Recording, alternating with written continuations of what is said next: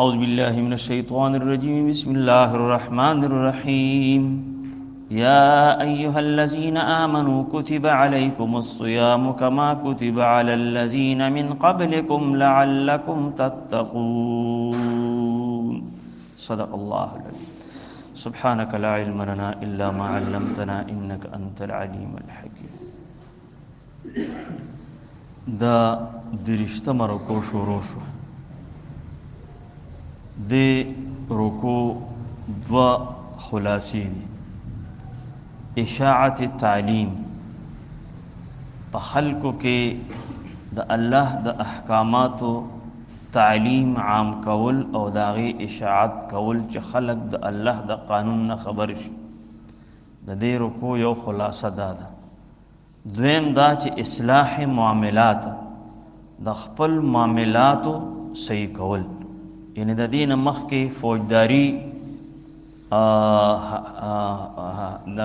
خبرو باندې ذکر وشو، بیا چې کم دینو د دیوانی مقدم بارکه چې کم دینو وضاحت وشو، او اوس چې دینو اشاعت تعلیم او اصلاح معاملات د دې ټول رکو خلاصه ده. دی کی دا ډومنی آیات چې ذکر شو یا ایها الذین آمنو، نو څنګه چې د دین مخکې د تقوا اصول او داغي حاصلول داغي ذرایع چې کم دینو هغه ذکر کړی، نو دغه سه روزه چې دا نو دا گویا کې د تقوا د حاصلولو یو لوی سبب دی. روزه چې دا انسان کې چې تقوا پیدا کیږي نو گویا کې دا د روزي په وجه سره پیدا کیږي، په دې سره انسان کې د تقوا ماده ډیره پیدا کیږي. یو دا خبره. دویم دا چې دویم غرض د دې آیات دا دی چې دا روزه صرف تاسو باندې نه د فرض کړی شوی، بلکې دا تاسو نه مخکې خلکو باندې داسې فرض وا. البته د روزو په مقدار تعداد هغه د مختلفو امتونو چې کوم دی هغه بدل و. آدم علیه السلام باندې صرف ایام بیز وي، 14 14 15 هغه مبارک باندې فرضیت حیثیت سره، نور نفلی خو بیا د هغه خپل خوخه ده، خو فرضی روزي په آدم علیه السلام ایام بیز وي. لیکن دا نوح علیه السلام امت چې ونو دا ډیر اکړ پن پدی کې ډیر زیاتو، ډیر سخت مزاجه، ډیر توند او تیز او ډیر یعنی بے انتها چې کم دی د زد او د سخته ماده پدی کې پراته و. نوی پاغي باندې ټول کال روزي نیول فرض و چې د دې دا زور په مات شي. صرف دغه کې یو ورځ نیمه مثال په تور د اختر ورته سره ریلیکسیشن ورکو، نور چې دینو بس هغه د ټول کال روزي نیول په دې باندې، یعنی ټول عمر روزي گویا کې ټول عمر روزي ټول کال روزي نیول چې کم دی دا د نوح علیه السلام په امت باندې چې کم دینو دا لازم. د داوود علیه السلام باندې ټول کال یو ورځ روزه یو ورځ کوجا، یو ورځ روزه یو ورځ کوجا، ټول کال دغه دا طریقه و. عیسی علیه السلام باندې چې کم دینو طریقه دا و چې 2 ورځې روزه یو ورځ کوجا، 2 ورځې روزه یو ورځ کوجا. د جناب عیسی علیه السلام د روزو نیولو ترتیب داو. امام طحاوی رحمت الله علیه فرمای چې هر عبادت کې د ریا امکان شته، لکه دا مونږ چې لګیو دا عبادت ته کنه او کې دي شي زماړه ته دا خبر راشي چې یره دا خلک وایي چې لکه دا خو ګوره سونه مولاده ترجمه کوي دادی هغه دي، نو لاړ سمې پسین لاوکړه ارسه تبا برباد شو. نو دې ته ویل شي ریا. یا ځان له موږ چې کم دي کې دي شي ځان ته اخلاص او مستاسو مخ کې ډېر په قلاره اوټ بیٹ کوم چې یره دا خلک وایي چې لکه سونه خمونس کوي یا سونه خپه په قلاره مونس کوي، نو دې کې دریا داسې زکات بیان دا والا دا خدای مال کې قبول کا چې خلکو ته پته ولګي چې لکه مولوی صاحب خو غره زکات عمر کوي ښه. نو هر یو عمل کې وی دا ریا امکان شته، لیکن روزه وی یو داسې عبادت ته چې دې کې اډو ریا نشته، ځکه چې بس دا خو پټه معامله ده، دا باطینی عبادت ته د دې تعلق وی براه راست د الله تعالی سره دی. ځکه الله فرمای الصوم لی و انا اجزی به، روزه زما د پاره د خاص تور او زبد د جزا ورکوم. روزه زما د پاره ده او زه به د دې چې کم دی نو بدل ورکوم. د دې نه علاوه محترمو د روژې روحاني هغه اسم روژه را روانه ده جوړ بس هغه خټه ګټه شو بس هغه موقع سره مناسبت یې وخوړ. د روژې روحاني فواید سره سره جسمانی فواید هم دي. د یورپ بعضې لویو نامورو ډاکټرانو چې کم دي کم ریسرچ کړی دی نو دا غي ریسرچ خلاصه دا ده چې هغې وایي چې اسلام کم د لږو تندو طریقه خلکو ته بیان کړی ده د روژې په شکل کې وی د دې نه بهترین د صحت د حفاظت اصول نور نشته په دنیا کې. د دې نه بهترین د صحت اصول نور نشته. او هسې تاسو ته یو خبره عرض کوم، کمی بیماری کې چې ډاکټر لاړ شي خلک کنه هلکه وي خوراک کې ګزاره وکړه، خوراک کې ډېر پرهیز وکړه، خوراک کم کړه، بالکل چې کم دی دغه وکړه، دا چلو که هغه چلو که. دا زما دا یوریک ایسډ لږ سیوا کېږي او دا هم پته نه لګي داسې ښه ټیک ټاک وم خو بس داسې بعضې کسانو بار وخت وي د استاد جي بس روجي خوښي و غوښې خوښي و دا هغه بس نظر را باندې وچلو داسې را باندې خو چې کوم ډاکټر لازم نو لومبۍ کلمه د دې نه شروع کړي وي ګورې مولوي صاحب روجي او غوښې به بالکل نه خورې ښه دا در باندې بالکل بند دي. نو دغسې هر بیماری کې که سړي تبه نیولي یا خېټه خرابوي بل سي ډاکټر ورته وي خوراک مه کوه ښه لږ ګزاره خېټې سره وکړه. نو د یورپ ډاکټران وایي چې د صحت د حفاظت په بهترینو اصولو کې د مسلمانانو د دې عمل نه بهترین اصول بل نشته لکه دا چې د دې نه علاوه مثال په طور که یو سړی بلغمي مزاج دی د هغه د بلغم تکلیف دی بعضې انسانانو ته وي ډېره وی روجې سره به الله پاک چې کم دی وي که دی بالفرض نفلي روجې ونیسي وي دې روجو سره به الله پاک د بلغم دا تکلیف بیا خدای پاک ختم کړي دا به ختم شي. ښه د هغې نه علاوه چې کم دی یو اهمه فایده دا ده یو اهمه فایده چې دا روژه چې کم دی تا ته د قانون پابندي درته ښیي د قانون پابندي درته ښیي او چې څو پورې دغه قانون پابندي په ذریعې سره دی د حلال څیزونو نه چې کم دی بندېدي نشي نو دی به د حرامو نه څنګه ځان بچ کړي. دا خو چې دی د دغه قانون پابند شي چې نه انی اخاف الله رب العالمین زه یریږم د هغه ذات نه چې رب د تمام عالمینو دی زه به خوراک کوم په روژه کې نو دا گویا که دته د حرامو نه د بچ کېدو یو اعلی تعلیم دی چې نن دی د الله په حکم سره د حلالو نه بند شو نو د حرامو نه خو به دې سر کې بندېږي د حرامو نه خو به دې سر کې بندېږي او که نه دغه پروا نه کوي نو بس دکې بیا د تقوا ماداړو پیدا کېږي نه او دې سره وي چې کم دی د نفس هغه سرکشي و سره ختمیږي د نفس کې چې کم ډېره سرکشي ده حضرت فرمایي که نه کم ځوان چې د هغه شهواتي دغه نه قابو کېږي دې د نفلي روژې نیول شروع کړي الله پاک به دې چې کم دی نو محفوظ کړي د شریعت د احکاماتو پابندي به دکې پیدا شي. د دې نه علاوه نفس چې کم دی دی د قانون پابند کړي چې یاره کم موسم کې روژې راځي نو بس زه به روژې نیسم بس دا خدای حکم دی نو ځکه الله فرمایي چې ای خلکو په تاسو مې روژې لازم کړي.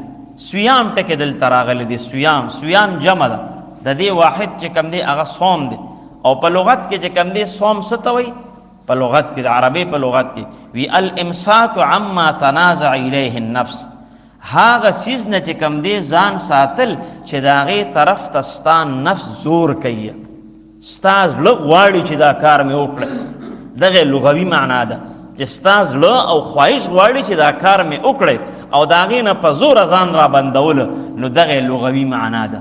او اصطلاح د شریعت کې چې کم دی صوم څه ته وایي د انسان هغه عبادت چې د سبا صادق راختونه راواله تر د ماښام د بانګه پورې د ماښام د راختو پورې چې کم دی د خوراک څښاک د هر قسم انساني ضرورت نه چې کم دی نو هغه ځان دی بند کړي دې ته ویلی شي په اصطلاح کې بیا صوم دغې ته ویلی کېږي.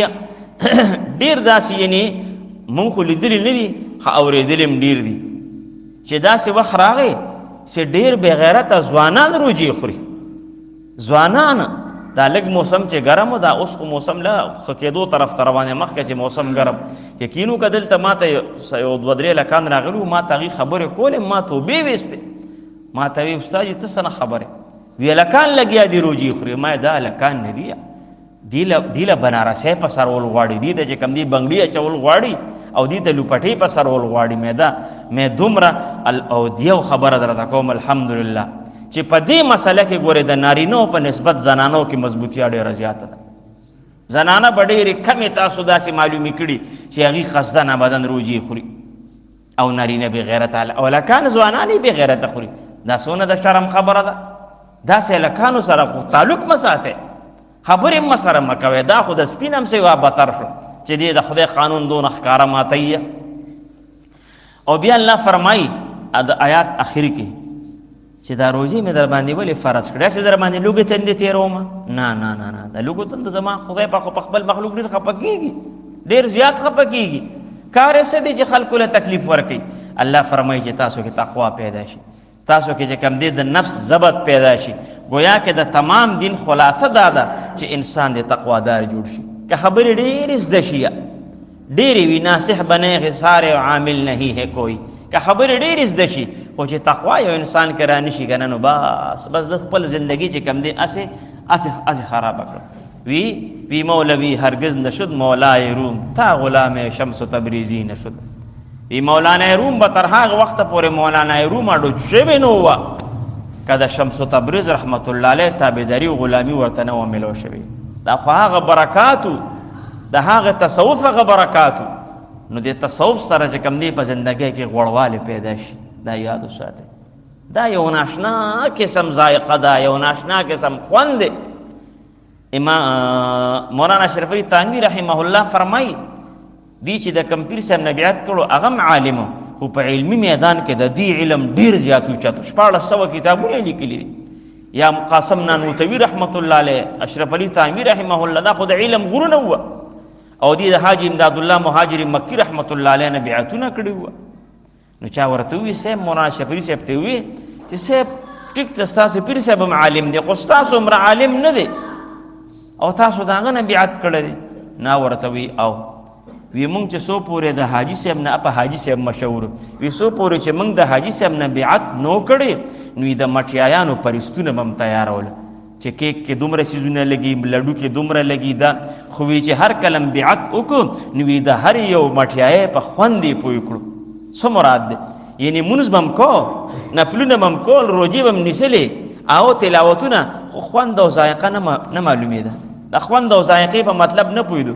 خو چې هر کله ورسره تصوف ملګری شو، ذکر الله ملګری شو، کثرت ذکر الله ملګری شو، ایله د مانځه په خوند باندې پوه شو، ایله د تلاوت په خوند باندې پوه شو. یقینو که بزرگان دین چې تلاوت کوي. امام الانبیاء خو د تمامو کائناتو کې د هغه نه رښتونې نه څوک شته او نه به پیدا شي په تمامو کائناتو کې. هغه وایي چې ضرورت پېښ شو 2 رکعته منځو که کار به دې کېږي. ښه نو زه اوس 200 رکعته کوم او کار پې نه کېږي، نو بیا به څه کېږي؟ دا به څه کېږي؟ زه به اوس څه وایم؟ العیاذ بالله دغه خبره کې مې شک پیدا کېږي خو کفر ته پې وځم. خو معنا دا شوه چې چل ما کې دی که نه، نقصان د دې ځای نه روان دی. ګوره یو ماشوم چې کوم دی زمونږ دا ماشومان د دې 9م 10م دا واړه دا د لیبارټرۍ کې تجربې کوي. نو تجربه چې شروع کړي نو غلط شي، نو سرجي پسې لاړ شي. سرجي ته وګوره دې ځای کې خو زه پوه نه شم دا به څنګه. نو بیا بیا بیا بیا بیا بیا یو ځل 10 پېرې ورته هغه تجربه صحیح کړي. یو ماشوم دا نه وایي چې یاره دا ګنې د دې کتاب نقصان دی یا د دې استاذ نقصان دی. هر یو یاره دا زما نقصان دی، دا زما نقصان دی. او په دې معامله کې 2 رکعته نفل وکړو، کم دی ما خو نفل وکړو، کار خو پې ونه شو، کار خو پې ونه شو. نو مراد دا دی چې ما کې نقصان نشته، خو العیاذ بالله دې نفلو کې بس چلی یا به دې حکم کې څه چلی، ځان ته دغه نه کوم. نو الله فرمایي د ټول دین خلاصه دا ده چې انسان ته کې تقوا پیدا شي، د الله یره پیدا شي، پرهیزګاري پیدا شي. ترجمه د خیر. یا ایها الذین آمنوا ای مؤمنانو کتب علیکم الصیام فرض کړی شوی دی، فرض کړی شو په تاسو باندې روزې، کما کتب لکه څنګه چې فرض کړی شوی دی علی الذین پای کسانو باندې من قبلکم چړم به تاسو نه تاسو وایي چې دا موږ سره زیاتې وکړو. نه نه نه، الله فرمایي دا د پخوان را قانون را روان دی، خو صرف ترتیب بل بدلیږي. اصول د دین ټول یو دي، فروعاتو کې فرق دی. فروع وړو شریعتونه د هر دین ځان لدی، او دین چې کوم دی هغه د ټولو یو دی. بنیادی خبرې د ټولو اصول یو دي، او شریعت د حالات او د زمانه او د ابو هوا او د خلکو د صحت او د هغې مطابق بیا الله پاک احکامات را لیږلي. خلاصه څه ده؟ لعلکم تتقون، د پاره دی چې تاسو پرهیزګاری اختیار کړئ، تاسو کې تقوا اختیار شي، د نفس پابندي در کې پیدا شي. اعوذ بالله من الشیطان الرجیم. یا ایها الذین آمنوا، اے مومنانو، کتب علیکم الصیام، فرض کړی شو په تاسو باندې روزه، کما کتب لکه څنګه چې فرض کړی شوي دي علی الذین پای کسانو باندې من قبلکم چړمبي استاسو نه، لعلکم تتقون، د پاره دی چې تاسو کې تقوا پیدا شي، د پاره دی چې تاسو پرهیزګار جوړ شئ. صدق الله العظیم. خیر د دې مختصر غونته دغه درته کوم، دا خو ما کړو.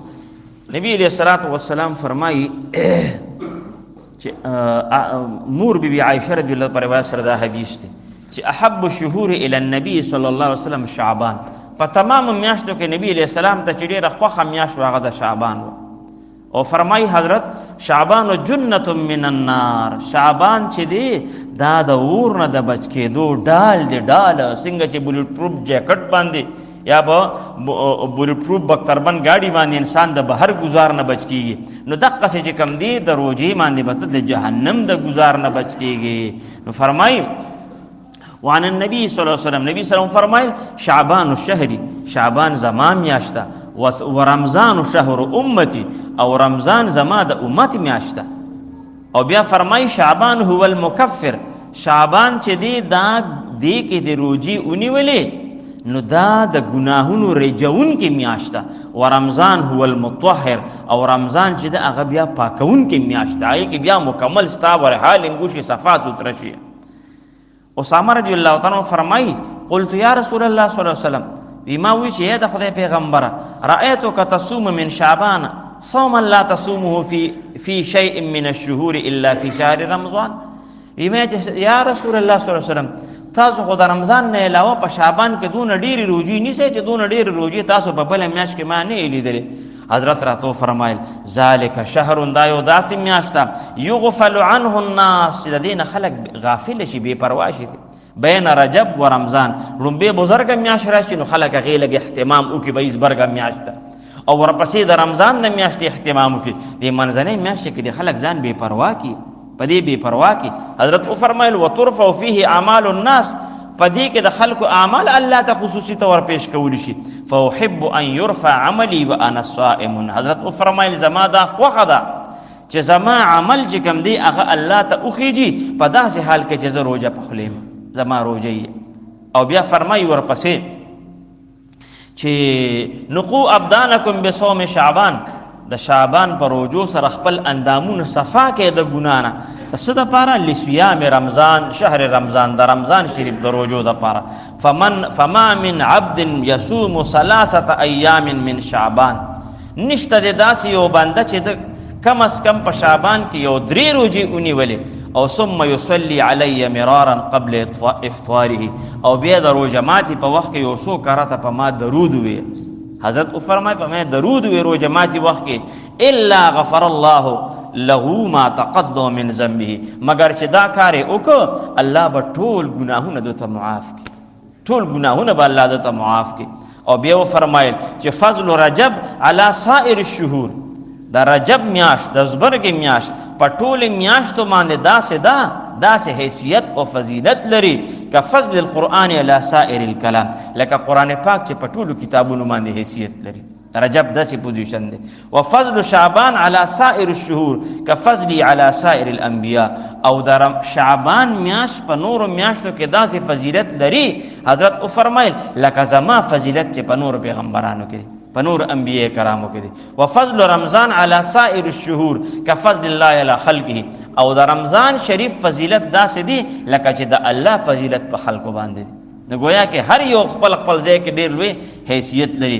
من صام من شعبان یوما حرم الله جسده ولا النار، که یو ورځ روزه هم ونیوله وی الله به پې چې کوم دی د جهنم اور حرام کیا. او ورپسې فرمایي دا مختصر زه تاسو ته ذکر کوم فإن أتم الشهر فی العبادت، که یو سړی دا ټوله میاشت په عبادت کې تېره کړه، نو د عبادت مطلب دا نه دی چې دی بس جمعات کې کینی ګټ کې او بس نه، خپل مزدوری دی پکې کوي، خپل حساب کتاب نوکری دکانداری کوي، دی زمینداری، خو نه د نور ورځو په نسبت دی کې عبادت لږ ډیر شروع کی. هون الله علیہ سکرات الموت، اللہ با پہ دزن کدن سخت آسانی کی، اللہ با پہ دزن کدن سخت آسانی کیا. ودفع عنه ظلمت القبر، او دا قبر تیاری بتی اللہ دفع کی.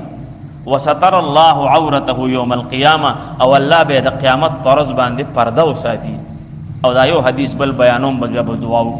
وان ابی هريرة رضی اللہ تعالی عنہ، ابو هريرة رضی اللہ عنہ مبارک فرمائی عن النبی صلی اللہ علیہ وسلم، دا نبی کریم صلی اللہ علیہ وسلم مبارک ندا حدیث اغیر فرمائی. قال حضرت او فرمائل جاءنی جبریل علیہ السلام لیلۃ النصف من شعبان، دا شعبان پا نیم باندی یعنی پنزلسم شعبان، تقریباً دا حساب کتاب دا اندازی مطابق دا شورو شپا رازی، دا نحی و دا شورو پا منس کے جکا مشپا دا دغا پنزلسم شعبان رازی.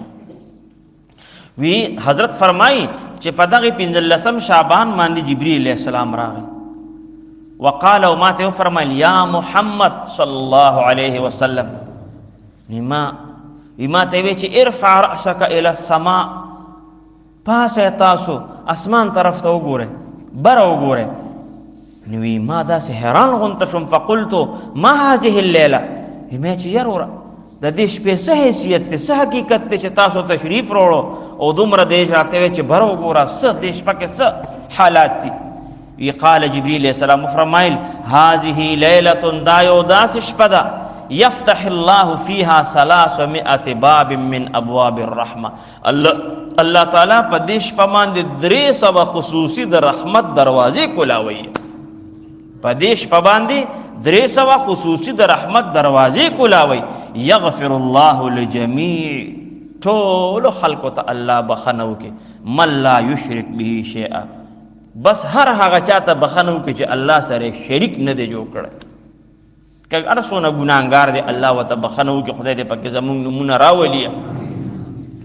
اللہ مگر دا دی بخننم پاتشی ہاگ بد قسمتا ان یکون ساحرا چوی دی جادوگر، جادوگر دا دی نا پاتش چی آگا بل دا بل چا صحت تا، دا بل بچو تا، دا بل کاروبار تا، دا بل روزگار تا اگے تا نقصان ورکی. نو پا دغی رشپا ماندی چی 300 دروازے دا رحمت کلوشی، دغی بدقسمت دا اللہ پاک دا بخنی نپاتی شی. او کاہنن یا کاہن سڑے دا نجوم دغا دا درو مرو دا چلے آگا چلے و خلق بوکو کے چی دیتے پاتی شی. او مسرن علی الزنا، یا پا بدکارے پا زناکارے چی کم سڑے ہمیشوالے کون کیوی آغم تے پاتی شی دا بخننا. او مزمن خمرن، یا پا شراب سکن کے شراب سکن کے اغت پاتشی. وان النبی صلی اللہ علیہ وسلم حضرت فرمائل اذا كانت لیلۃ النصف من شعبان، ہر کله چې د شعبان نیمشی نه پنځل سمش پشي فقوموا لیلها، د دې پشپا کې ودرېږي یعنی عبادتونه شروع کې اوکه، وصوموا نهارها، او د دې د ورځې کې روزه ونیسه. فإن الله تعالی یقول، ځکه چې الله تعالی فرمایي پا دغش پا باندے الا من مستغفر فاغفر له، آیا دا سے سوچتا چاہ گناہگار دے و زمانہ دا گناہ معافیو گوڑو زورتا گناہ معاف کم. نو دا سی یو انسان بیری شی بس زمان خو ضرورت نہیں سے جو خو بس پاکم من خدا سر نخپو پورے دا گناہ نڈک. نو الا من مبتلن فاعافیو، آیا دا سے سوچتا چاہ پا مصیبت تکلیف کی گرفتاری و ما تا سوالو کی وزید دغی مصیبت نخلاص کم. الا من مسترزق فارزقه، آیا دا سے سوچتا چی اگر دا اگر رزق کی تنگی دا ومانا دا رزق دا فراخی سوالو کی زو والا رزق ورکم. الا کذا حتی یطلع الفجر. دقا سے قسم طریقو سر اللہ دا فرمائی تر دا صبا خطو پورے. نو دا شعبان دیر بے فضیلت دے، اللہ دے پہ ماتا او بیا تاسو تا دا عمل توفیق را نصیب کی. واخر دعوان الحمدللہ. اللہم رحمنا ورحمت محمد صلی اللہ علیہ وسلم. اللهم انصرنا وانصر امة محمد صلى الله عليه وسلم. اللهم فرج كروبنا وكروب المسلمين. اللهم اغفر لنا واغفر لأمة محمد صلى الله عليه وسلم. جزاك الله خدای پاکم خوشحالک.